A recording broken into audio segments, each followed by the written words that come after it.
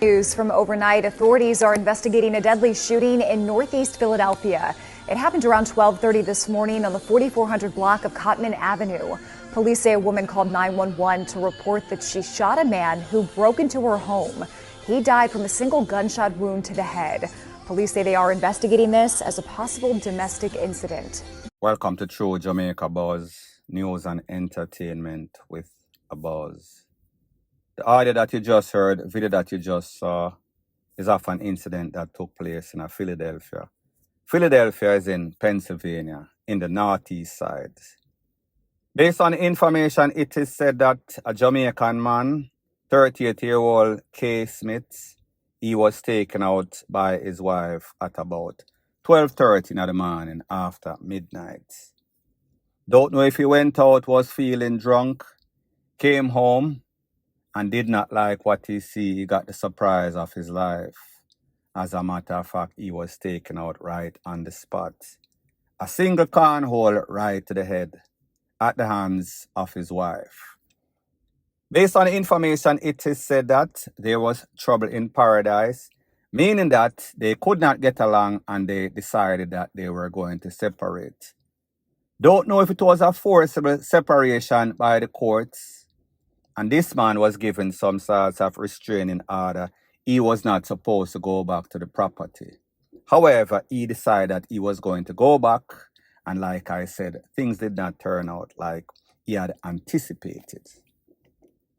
Now, people, when you think about the fact that this lady, the wife, apparently had some sorts of legal fire piece, that means that it was issued.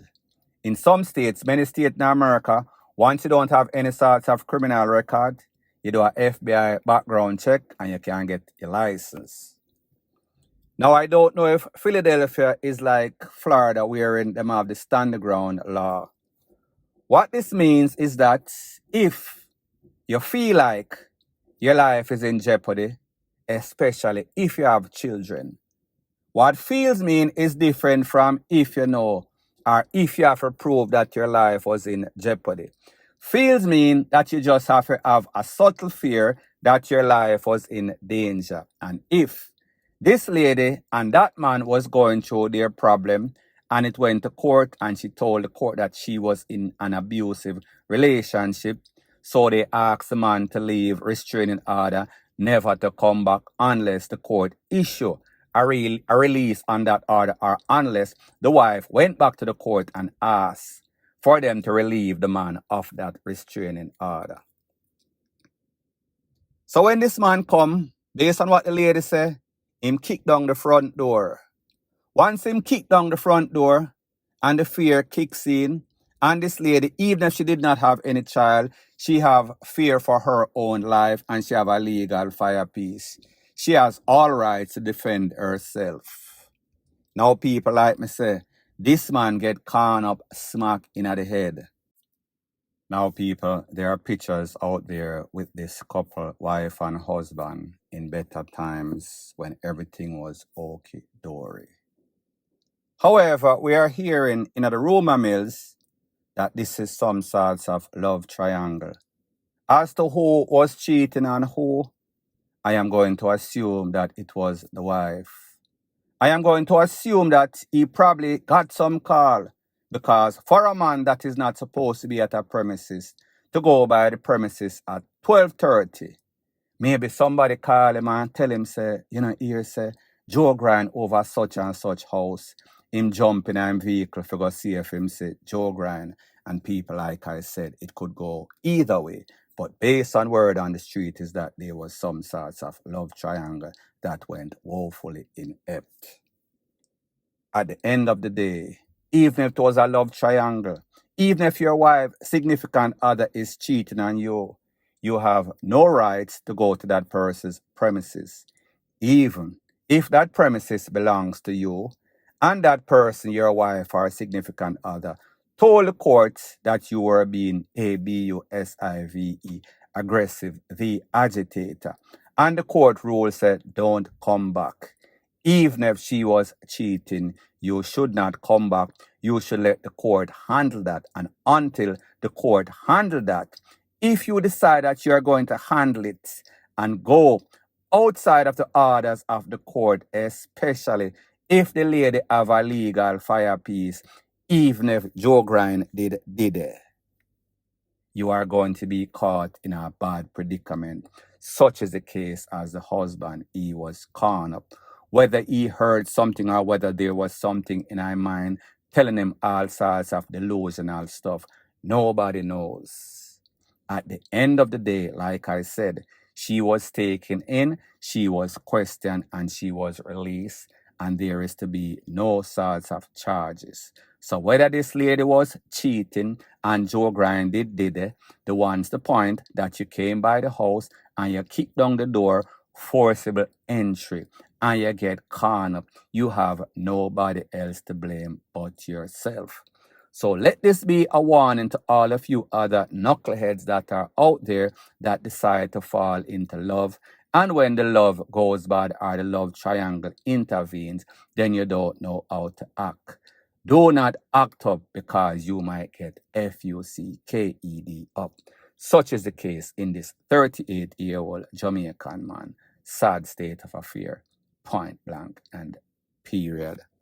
So the next thing that is popping in the news, it is called whenever you leave the comfort of your first world country or nation and you decide that you're going to come to Jamaica for vacation, for the sun, the sea, the beaches, the sun. Make sure that you take into consideration the pros and the cons. Yes, the weather is okie-dory and everything is good. However, just make sure that you don't encounter any emergency situation, medical situation that might need urgent attention. Such is the case of two sisters from the UK. One of them name is Rachel. They decided that after checking on those travel places, they are going to go to the Rose Hall Hilton and they are going to enjoy themselves for about 2 weeks or so. Short into that vacation, they were at the beach when one of the sister, Rachel, a shark almost bite off her finger. She then rushed to the inside of the hotel, asked for assistance. Is there any sort of ambulance to take us to the hospital? It took forever and a day for the ambulance to get there. They were taken to a medical facility close by. When they went to that medical facility, it seems as if they were not getting the attention. It was not a really emergency situation that was treated in any sort of urgency. The people at the place were more interested in how you were going to pay for this treatment. What is the way you are going to pay, credit card or cash? Who is your insurance company? Does insurance cover you when you're away from the United Kingdom? The people want their money before they would start any sort of procedure. Before they could stop the bleeding of that finger that was almost bitten off by a shark, they wanted to know how the payment was going to go. It is said that that person was told, you will have to pay 2,000, I think, UK pound or US dollars for us to stop the bleeding, meaning stitching. If you wanted an additional surgery that you're going to need, it is going to be an additional $25,000. They were hesitant to pay and they were told, they don't know. No source of surgeon is going to be available for the next 2 weeks. They then left and was transferred. Well, they paid for transportation about 500 US dollar to be taken to a public hospital. When they went to the public hospital, the situation was even worse. They then decided that they were going to fly from Jamaica back to Ireland, back to the UK to get the proper treatments. People, I am going to let those professional journalists at one of those stations explain everything in intricate details, and then I'll give my piece. According to the Sun UK News, Rachel, a pharmacologist, was taken to hospital in an ambulance, and medics said she needed plastic surgery. But with no surgeon available for 2 weeks, the pair cut their holiday short and flew to Cork, Ireland, where their parents live. Doctors confirmed the tendons and nerves in Rachel's ring and little fingers were ruptured, and the ligaments in her ring finger had been disconnected. She underwent emergency surgery, and hopes to regain full movement in 18 months' time. Lisa, a procurement specialist, and Rachel, both from Newham, London, said they have been having frequent nightmares since the attack. The close sisters holiday together each year and had arrived at the Hilton Rose Hall Hotel on May 5, intending to stay for 2 weeks. Rachel was attacked around 10 a.m., and the sisters say the shark knocked both of them backwards after hitting them with its body. The sisters say the flag on the beach was raised, indicating it was safe to swim, and doctors confirmed the bite was likely to belong to a reef shark. The pair were initially taken to a private hospital where they were asked to pay $2,000 to have the wounds stitched and quoted $25,000 for further surgery. They transferred to a public hospital before heading home for surgery at Cork University Hospital. The sisters say they had to pay for ambulance and a travel taxi to hospitals in Jamaica and to get a fit-to-fly certificate to go home, totaling nearly $500.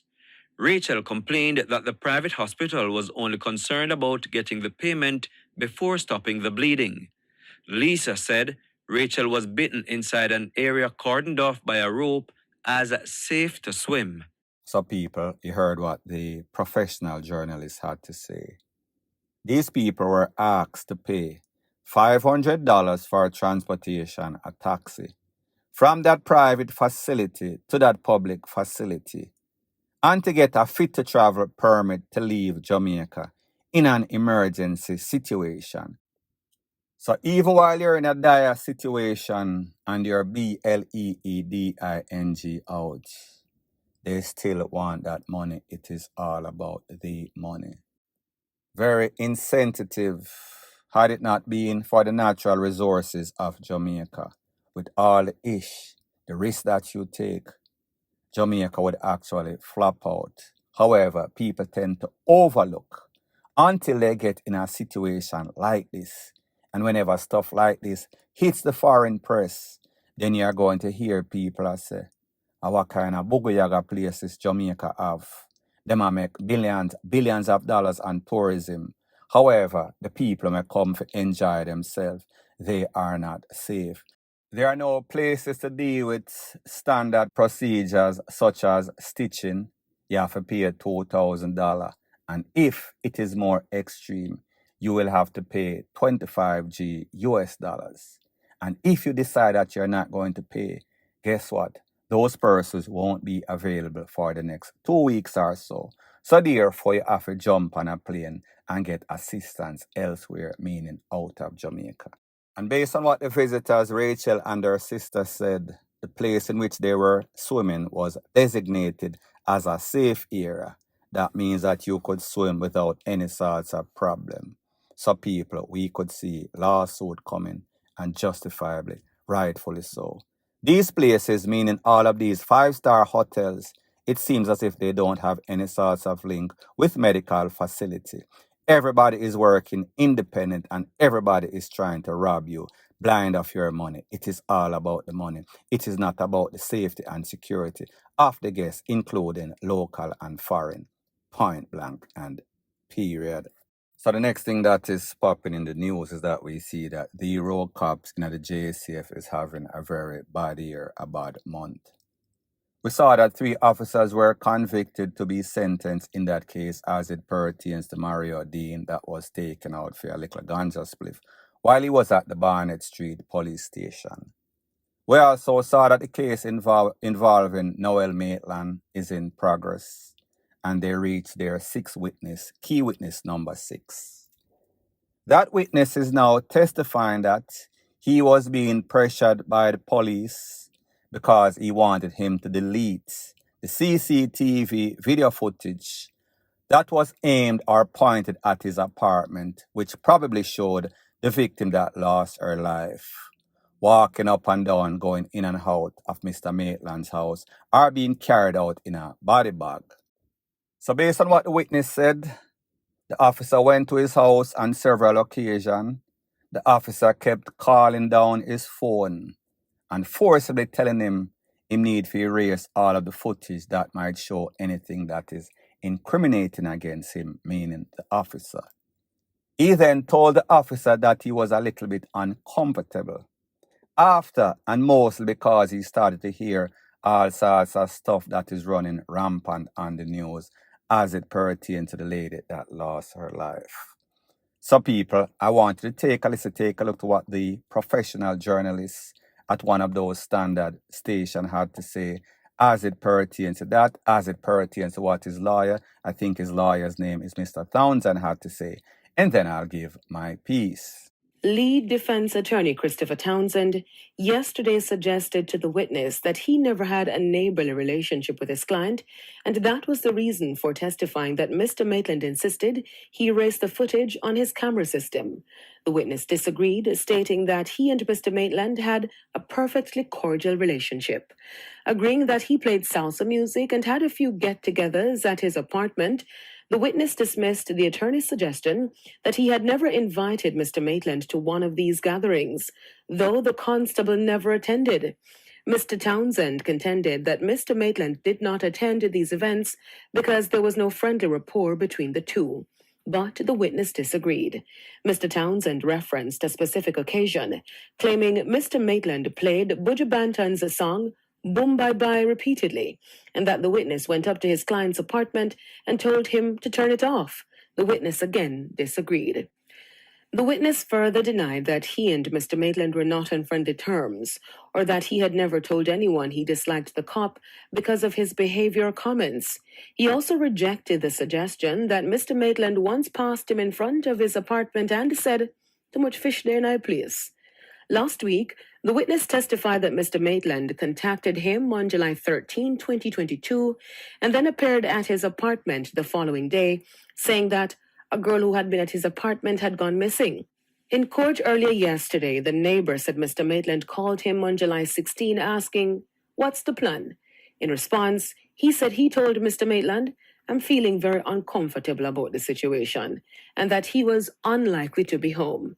The court was told that Mr. Maitland's inquiry about the plan came after his neighbor had received several missed calls from him, some of which he had deliberately not answered. The neighbor, when asked why he had purposely missed the calls, said, "I was hesitant to speak, and at that point, I was not familiar with the situation." In response to the prosecutor's question as to how he became familiar with the situation, the neighbor said through the news media, Now, people, based on what the journalist is saying, you heard his lawyer, Mr. Noel's lawyer, I say, the man have a vindictive feeling for Mr. Noel Maitland because he was a fish, and Noel used to play all sorts of Boom Bye Bye song, and Noel used to say, "Oh, so much fish are corrupt, contaminate the place." So he said that him kind of hate Mr. Maitland. But the witness was saying that it is not so. I do not really care. I heard what is going on, and I just decided that I was going to do my civic duty. I was going to tell that man that I was not going to give him footage from the CCTV camera. So therefore, take care yourself, because I am going to say what I have to say. I am going to do my civic duty. Now, people, when it comes to the courts, it is like a circus. It is the clown that can put on the best show. So I say this to say that it is not about truth. It is about delusion. It is about confusion. It is about who can convince the person the best. It is not about the evidence that are actually there. So a lot of these lawyers, them going at the place thinking that they can hypnotize and fool, trick, bamboozle the witness. So therefore, them come up with all sorts of outlandish stuff. As in to say the man are like Noel because Noel a play all sorts of Boom Bye Bye song and I call him Fish Rate and not invite him over, and they were not very cordial. People, it makes absolutely no sorts of sense. At the end of the day, the evidence there is overwhelming. At the end of the day, you don't even have to have an ounce of sense to realize that Noel Maitland is guilty as sin. based on circumstantial evidence, based on physical evidence, based on what many persons, including the video from that person, witness number 6 saw, his ghost is supposed to be cooked, justifiably so, point blank and period. So anyways, people, thanks once again for checking out my video. If you appreciate videos like these, please show your appreciation by liking, commenting, sharing, and subscribing to my channel. That is how YouTube promotes videos like these to like-minded, sensible persons like yourself. Bless up.